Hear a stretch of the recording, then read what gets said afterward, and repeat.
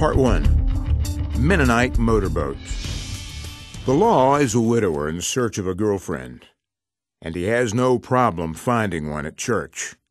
Juan Carlos Ortiz. Chapter 1. I wrote my first book, The Naked Gospel, on a Sony laptop. It began crashing pretty often during the last couple months of finishing the book.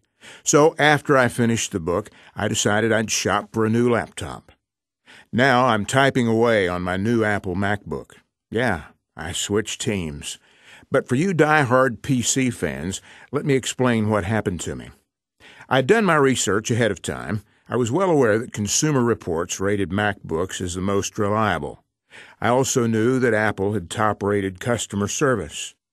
But that's not what got me. There I was, standing in front of so many PC-compatible laptops in my price range. And there was only one model from Apple. I'd never owned a MacBook, and the learning curve with a new operating system seemed unnecessary.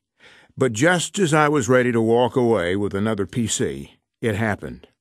One sly comment from the savvy salesperson, and I was sold. You know, nowadays you can install Windows software on a MacBook. You can use the older, familiar operating system on your new Mac hardware. Next thing I knew, I was at the checkout with MacBook in hand. The compatibility of the old and familiar with the new and shiny was precisely what convinced me. Which notebook computer was the most reliable? The MacBook. And which had the best customer service? The MacBook. Still, what I wanted was a compromise, so the transition would seem easier. I wasn't comfortable with making a radical change, at least not without training wheels. It's not much different when it comes to the old way of religion and the new way God longs for us to know. We're used to thinking we need religion to keep us on the straight and narrow, even when we buy into the simplicity of Jesus plus nothing for salvation. We might try to make Jesus fit alongside some religion for the long haul. Just like I was tempted to do with the MacBook, we end up mixing the old with the new.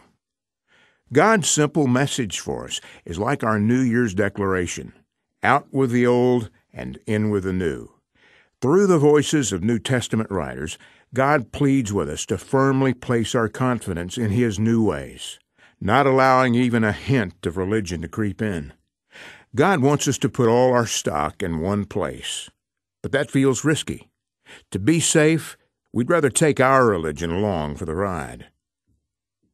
By the way, I never ended up downloading any PC software onto my MacBook.